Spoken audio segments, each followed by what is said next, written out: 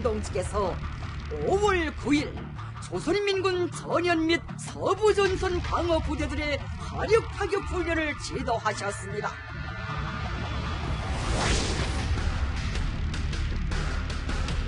고도는 약 40여 킬로미터, 사거리는 각 420km와 270km, 그리고 단거리 미사일로 추정됩니다.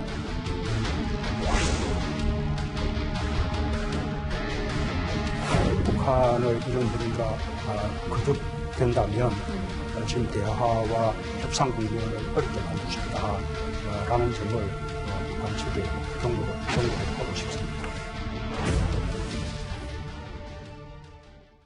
네, 한반도 정세가 다시 급격하게 변화를 맞고 있습니다. 엊그제 북한이 닷새 만에 또 미사일을 발사를 했죠. 트럼프 대통령도 매우 심각하게 주시하고 있다고 밝혔는데요.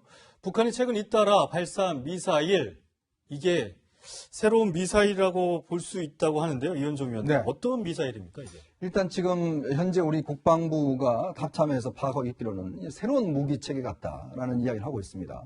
그럼 뭐냐 하면 기존에 이제 스커드라든지 뭐 이렇게 중단거리 미사일 같은 경우는 이제 주로 포물선으로 움직이거든요. 근데 지금 북한이 쏜 이스칸데르형 이제 미사일을 보면 이거는 사실 어떤 포물선이 아니라 실제로 이제 편심 탄도 비행을 한다고 합니다. 예. 이럴 경우는 사실은 지금 우리가 갖고 있는 여러 가지 방어 체계가 있지 않습니까? 요격 체계가 있어서 패트리어트나 지금 사드가 있는데 이 요격 체계를 사실 무력화시킬 수 있는 그런 새로운 무기라는 것이죠. 그만큼 어떤 위험하다는 것이고 그만큼 새로운 무기 체계를 이제 북한이 개발했기 때문에 김정은 위원장이 두 번에 걸쳐서 지금 이제 발사를 한 거 아니겠습니까?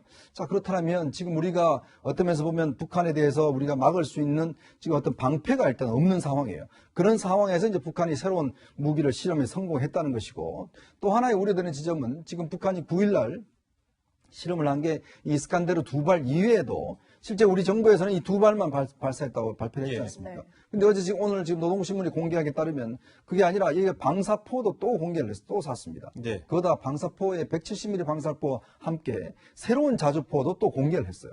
그만큼 지금 북한이 새로운 재래식 무기에 대해서 신무기를 지금 잇따라서 공개를 하고 있거든요. 이제 그런 상황이라면 굉장히 위험한 상황이라고 할 수가 있겠습니다. 우리가 그동안 여러 가지 첨단 무기라든지 전략 자산으로 사실은 북한의 어떤 억제력을 형성을 해왔는데 문제는 우리 방어망에 이제 구멍이 생겼다는 것을 이번 발사를 통해서 보여준 것이거든요. 예. 그만큼 우리의 어떤 안보 체계에 상당히 심각한 문제가 생겼다라는 것을 이렇게 보여주는 것 같습니다. 예. 교수님 보면 4일하고 9일에 이 발사했던 거리라든지 비교만 해도 좀 차이가 나는데 보면 이제 정점 고도도 사실 사드보다도 낮아서 이게 공격이 어렵다라고 하는데 정작 만약 기습적으로 이제 공격을 한다면 가장 큰 문제는 우리가 공격할 힘이 없다라는 거잖아요. 그러니까 방어할 능력이나 이런 부분이 좀 부족한 부분이 있죠. 네. 뭐 전혀 없는 건 아니지만 예컨대 이게 가장 큰 문제가 뭐냐면 아까 시리즈에도 잠깐 나왔습니다만 이동하면서 발사가 가능하다는 거예요. 이게 바퀴형으로 가면 평지에서는 어디든지 가서 쏠 수 있잖아요. 또 하나는 궤도형으로 가면 이게 산악지역 같은데 미리 숨어 있다가 거기서 발사가 가능해요. 그러면 문제는 뭐냐면 미사일이 어느 정도 어느 지역에서 발사될 게 알게 되면 우리가 그걸 요격할 수 있도록 하는 시스템을 미리 마련해 놓고 빨리 요격을 가능하거든요. 근데 저걸 이제 발사하고 나서 포착이 되기 때문에 시간이 부족하다는 거죠. 우리나라까지 그렇죠. 올라오게 돼요. 그게 이제 가장 큰 문제고 또 하나는 이제 고초형 연료를 사용하다 보니까 연료의 주입량에 따라서 날아가는 거리를 조절이 가능해요. 그러니까 이게 액체형 연료가 아니라 고체형 연료이기 때문에 500km, 뭐 400km, 뭐 200km 이걸 다 조절해 가니까 우리가 그걸 어느 정도 떨어질지를 우리가 예측이 불가능한 거죠. 그러다 보니까 쏘자마자 바로 요격을 해야 되는데 그게 지금 체계가 현재 미사일 킬체인으로는 아직까지 좀 부족한 부분이 있는 것 같아요. 근데 엊그저께 발사 미사일도 우리 군이 발사 1분 전에 그렇죠. 알았다라고 한다면 예. 사실상 방어 체계에 심각한 문제가 생긴 건데 그렇죠. 그럼 대책을 마련을 해야 되는 거 아니에요? 마련해야죠. 그런데 그러니까 지금 남북 간에는 군사협정이 맺어져 있어서 그런 부분도 좀 어려운 거 아닌가? 그건 아닌 것 같아요. 왜냐하면 우리는 방어 체계를 만드는 거는 군사협정하고 전혀 문제가 없다고 저는 생각을 하거든요. 우리가 예를 들어서 도발적인 어떤 행위를 하거나 이런 부분에 대해서는 서로. 근데 그거 만들려면 저희도 시험 발사를 해야 될 거 아닙니까? 그 시험 발사는 해야죠. 그러니까 예컨대 예를 들어 지금 미사일을 발사하는 부분들이 어느 정도의 어느 지역에서 하느냐의 문제라고 저는 보고요. 우리가 정상적인 훈련을 하는 것까지도 군사합의에 들어있는 거 아니에요. 우리가 그 정상적인 군사 훈련하는 것은 이미 다 허용돼 있는 부분이고 우리도 지금 하고 있는 상황이에요. 물론 예를 들어서 뭐 해상 훈련 같은 경우에 특정 지역의 밑에 이남에서 하고 있는 건 맞지만 그 훈련을 안 하고 있지는 않거든요. 그래서 저희가 빨리 이걸 개발해야죠. 만약에 이런 새로운 무기가 발견됐다고 하면 우리 정부 입장이나 군 입장에서 이걸 요격할 수 있도록 하는 그런 신형 무기체계 반드시 만들어야 되고요. 네. 미국과도 협력해서 이걸 막을 수 있거나 아니면 타격할 수 있는 우리 무기를 반드시 가져야 된다 이런 생각이 듭니다. 위원님, 근데 좀 보면은 네. 미국하고 우리 군이 좀 달라요. 단거리 탄도 미사일이라고 미국은 그랬고 우리는 아직 분석 중이라고 했는데 2009년이었죠. 북한이 장거리 로켓 한 다음에 그 유엔 안보리가 모든 탄도 미사일 그렇습니다. 발사를 금지했잖아요. 네. 이런 거에 대한 좀 신경을 썼기 때문에 이렇게 나올까요? 그러니까 일단 유엔 안보리 1718호에 따르면 일단 탄도미사일은 북한이 발사할 수가 없습니다. 자, 그렇게 될 경우는 이제 유엔 안보리 제재를 네. 하게 돼 있거든요. 근데 문제는 지금 사실은 우리 정보 당국이 분석하는 게 저는 두 가지로 봐요. 왜냐하면 이게 예를 들어서 우리가 정보라는 것 자체가 사실 우리 독자적으로 입수하기가 굉장히 힘듭니다. 여러 가지 정부 자산 같은 경우는 미국이 월등하게 앞서 있기 때문에 네. 우리가 한미 관계, 공조 관계를 통해서 미국의 정보를 받는 상황이거든요. 자, 그러면 우리보다 정보량이나 정보의 정확도가 높은 미국과 일본이 이미 탄도미사일로 규정을 했습니다. 네. 근데 지금 우리는 그걸로 못 규정하고 있다는 것이죠. 자, 그러면 1차적으로는 우리가 미국의 정보를 제대로 받고 있지 못하는 거 아닌가라는 그런 이제 의심을 하고 있는 것이고, 또 하나는 이 무기 체계가 우리한테 굉장히 낯선 무기 체계란 말이에요. 그러다 보니까 이게 도대체 뭔지를 잘 모르겠다라고 이제 판단하는 거란 거죠. 그거는 뭐냐면 우리의 정보에 있어서 문제가 있지 않는가라는 점을 지적을 하고 싶습니다. 왜냐하면 사실은 이제 제일 중요한 게 뭐냐면 우리가 항상 강조하는 게 원점 타격이잖아요. 킬체인이라는 게 북한이 어떤 쏠 수 있는 가능성만 있으면 그 지역에 우리가 전투기들이 가서 이제 쏘는 거거든요. 네. 근데 지금 보면 이번에 두 번째 9일날 쏜 걸 보면 첫 번째 우리 군이 발표한 거는 북한의 평안북도의 시노리에서 발사했다고 했어요. 예. 근데 그 다음에 국정원에서 다시 발표한 거는 시노리가 아니라 거기서 60km 떨어진 구성 지역이라고 발표했습니다. 예. 자, 그러면 이미 첫 번째 우리가 발사했을 때 이야기했던 시노리와 정확하게 나중에 지역한 구성은 60km 떨어져 있어요. 근데 만약에 이걸 예를 들어 우리가 킬체인으로 요격을 한다고 하면 엉뚱한 지역에 가서 지금 사실은 하는 거 아니겠습니까? 네. 그러면 북한이 1탄을 쏘았을 때 우리가 바로 보복을 해야 되는데 예. 우리가 바로 원점 지역을 보복을 못 한다는 상황이 되는 거 아니겠습니까? 자, 그러면 저는 이번 어떤 결과를 놓고 보면 우리가 그동안 안심해왔던 안보 체계에 굉장히 큰 문제가 있다. 즉, 정보 수집, 네. 그다음에 우리의 어떤 지금 방어 수단 이런 면에서 큰 문제가 있고 특히 또 어떤 면에서 보면 한미 간의 어떤 공조가 상당히 문제가 있는 거 아닌가? 왜 미국은 이미 그렇게 판단하고 있는데 우리는 자꾸 못할까? 사실 지금 어제 같은 경우도 보면 우리 정부는 지금 북한에서 방사포도 발사했고 다 했는데 계속 아직까지 탄도미사일이라는 이야기를 절대 하지 않습니다. 네. 그러니까 그게 보면 결국은 북한에 대한 어떤 여러 가지 지원을 하기 위해서 뭔가 정치적으로 좀 고려하는 거 아닌가 이런 지금 의심을 사고 있는 것이거든요. 네. 저는 그래서 오히려 정말 군은 우리가 국민들한테 솔직해야 됩니다. 근데 자꾸 이렇게 어떤 정무적 판단을 군이 해버리면 이 나중에 신뢰를 받지 못하거든요. 이제 그런 점이 저는 굉장히 아쉽습니다. 사실 일각에서도 이 지난 1년 동안 이 남북 간 이 평화협정 무드가 계속됐는데 북한에서 사실 이런 무기 신종 개발을 했다라는 부분에서 많은 국민들이 의문점을 많이 가지고 있잖아요. 그렇죠. 그런데 우리 정부에서는 이 북한에 대한 인도적인 식량 지원을 계속해서 해 가겠다.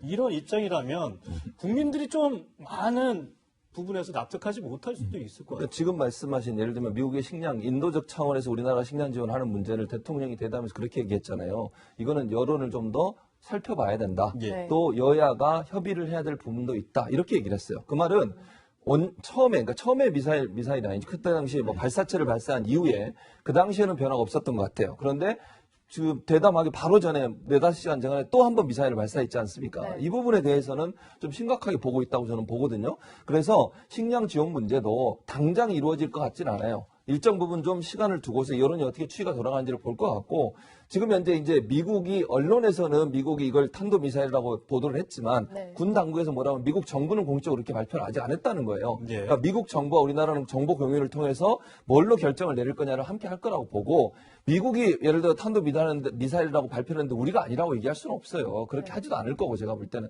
아마 이제 여러 가지 절차를 통해서 발표할 걸로 보여지고 또 지금 현재 우리가 예를 들어서 탄도미사일 아니니까 제재하면 안 됩니다. 이렇게 주장한다고 제재가 안 되고 그런 문제가 아니잖아요. 네. 미국이 미국이 예를 들어서 이걸 탄도미사일로 결정이 내리면 미국이 제재를 하는 거예요. 유엔을 중심으로 해서. 그러니까 우리는 우리가 이걸 안 한다고 해서 안 되고 이런 문제는 아니라고 저는 보고요. 그래서 미국과 우리나라 정부가 공유를 하면서 최종적으로 어떤 미사일인지가 밝혀질 거고 탄도미사일이라고 하면 유엔 결의를 위반했으니 거기에 대한 타당한 제재를 가하는 건 맞다. 이렇게 보는 거죠. 네, 이렇게 우리 정부가 이렇게 조심스러운 태도를 보인 와중에요. 트럼프 대통령 입장이 나왔습니다. 그 목소리 직접 들어보시죠. I don't think they're ready to negotiate. We were getting very close to a deal, then they started to renegotiate the deal. We can't have that. We can't have that. North Korea has tremendous potential economically, and I don't think he's going to blow that. I don't think so. 네, 트럼프 대통령이 공개 경고하면서도 오늘 새벽에 현지 언론과의 인터뷰에선 이번 미사일 발사가 신뢰 위반이라고 생각하지 않는다고도 얘기했습니다. 이현종 위원님. 네. 뭐 트럼프 대통령이 뭐 여러 가지 면에서 뭐 오락가락하는 부분이 있었던 건 사실인 것 같은데 경고를 하면서도 또 신뢰 위반은 아니다. 이건 무슨 여지를 남겨뒀다 이렇게 봐야 되는 건가요? 그렇죠. 일단 트럼프 대통령 입장에서 보면 지금 이제 큰 틀에서 대화의 틀은 깨지 않겠다라는 메시지를 보낸 것 같습니다. 네. 왜냐하면 사실 지금 트럼프 대통령 입장에서도 지금 현재 북한과의 어떤 대화의 틀을 깰 수가 없는 상황이에요. 왜냐하면 지금 이란 핵 문제가 굉장히 심각해져 가고 있습니다. 이란 같은 경우에 지금 핵시설 재처리를 지금 하고 있다고 하는 거 아니겠습니까? 그래서 지금 폼페이오 장관이 긴급히 이제 이라크로 건너갔고, 그다음에 항모가 지금 움직이고 있는 상황입니다. 자, 그리고 또 하나는 지금 베네수엘라 사태가 또 심상치 않습니다. 베네수엘라가 마두로 대통령이 지금 이제 그 정적 반대자 과이도 국회의장 측에 대해서 지금 대대적인 체포 작전을 나서고 있거든요. 여기 지금 군사 개입을 하겠다라고 지금 미국에서 검토를 하고 있는 상황이에요. 네. 자, 그러면 미국 입장에서 보면 세계의 전선을 가지게 되는 겁니다. 그런 면에 그렇죠. 본다면 미국은 굉장히 부담스럽죠. 그러니까 당장 임박한 지금 이란 문제와 베네수엘라 문제 상황에서 북한 문제를 악화시킬 필요가 없는 것이죠.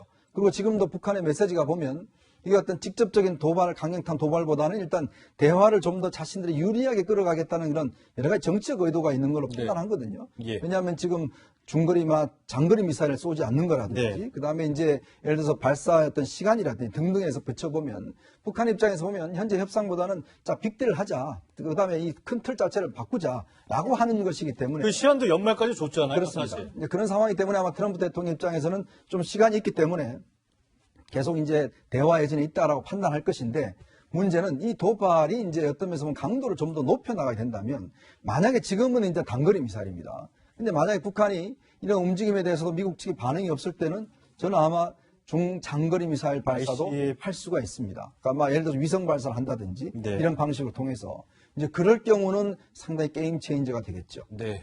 ICBM까지 발사할 가능성도 아예 배제하시지는 않는 것 같습니다. 네. 이렇게 연일 계속되고 있습니다. 북한의 미사일 도발인데요. 이제는 정치권에서도 해법을 모색해야 할 때가 아닐까 싶은데 일단 여야 목소리 듣고 이야기 이어가겠습니다. 대북 인도적 지원이 논의된다면 대화 체계를 위한 중요한 모멘텀이 만들어질 것입니다. 미사일에 대한 문 대통령 대답은 식량 지원이었고요. 결국 문 대통령 덕분에 북한의 미사일 장사가 아주 쏠쏠한 것 아닌가 이런 생각도 해봤습니다. 네, 뭐 여야의 입장차가 분명히 갈리는 것 같습니다. 미사일 사태 관련돼서도 문재인 대통령이 우선 여야 5당 대표 만나자는 제안을 했습니다. 그렇습니다. 하지만 한국당은 좀 아직 정확한 답변을 내놓지 않는 것 같습니다. 그렇죠. 황교안 대표는 그렇게 얘기해서 1대1로 만나자. 그렇게 지금 답변을 한 상태인데, 모르겠어요. 청와대가 어떻게 판단할지는. 왜냐하면 청와대 입장에서 여야 상설협의체라고, 여야 정삼성 상설협의체죠. 이게 있으니까 그걸 빨리 가동을 다시 하자. 분기마다 한 번씩 모이로 돼 있었거든요. 근데 이게 1년 전부터 지금 가동이 안 되고 있는데, 이건 뭐 전적으로 청와대가 판단할 문제라고 봐요. 황교안 대표가 만약 1대1로 만나면 그게 필요하다면 청와대가 또 받을 수도 있고, 또는 뭐 예를 들면 만약 그렇게 되면 다른 정당들을 대표하도 또 만남을 가져야 되는 거 아니겠어요? 네. 너무 자유한국당 지금 대통령 자유한국당 대표만 만나는 것도 좀 이상한 부분도 있고 이러니까. 왜냐하면 국회라고 하는 것은 입법부와 행정부가 분리돼 있는데 대통령 입장에서는 입법부의 대표들을 함께 만나거나 아니면 만나더라도 한 명씩 만난다고 하면 또 다른 대표들도 만나는 것이 일반적으로 저는 타당하다고 보기 때문에 그 부분은 뭐 필요하다면 저는 충분히 만날 수 있다고 봐요. 또 대통령도 그런 의지가 있다고 보여지고 그래서 어떤 형식이냐의 문제인데 황교안 대표도 꼭 1대1만 너무 고집하지 마시고 만약에 여야정 대표들이 함께 만들 수 있다면 가셔서 충분히 얘기하시면 될 것 같아요. 이런 본인이 생각하신 여러 가지 뭐 국정에 관련된 문제들을 얘기도 하시고 뭐 대통령의 뭐 정책에 대해서 비판도 하시고 이러면서 대화를 해야 문제가 풀어지지 않겠습니까? 그런 기회를 좀 가졌으면 좋겠다는 생각이 듭니다. 네. 제가 짧게 말씀드리면 예전에 이제 이명박 대통령 시절에 이제 그런 회담 형식을 했어요. 지금같이 제1야당을 존중을 해야 되지 않습니까? 의석도 많고. 그래서 그때는 어떤 회담 형식을 했냐면 여야 대표들이 다 만난 다음에 그 다음에 제1야당 대표를 따로 한 20, 30분 만났습니다. 이제 그래서 어느 정도 예우하는 듯 모습을 보였거든요. 저는 그런 어떤 지혜가 필요한 것이 아닌가. 왜냐하면 사실은 의석 6석인 정당과 100석이 넘는 정당을 똑같은 1대1로 대응할 수는 없지 않습니까? 제1야당이기 때문에. 자, 그런데 또 그 청와대 입장에서 큰 틀을 또 깨고 싶지는 않겠죠. 저는 그래서 타협안으로 예를 들어서 전체 여야 대표가 만나고 따로 한 20, 30분 정도 황교안 대표와 회동을 해서 그런 문제를 풀어간다면 그것도 하나의 또 묘수가 아닌가 하는 생각이 듭니다. 네, 알겠습니다. 이 얘기는 여기까지 하고요.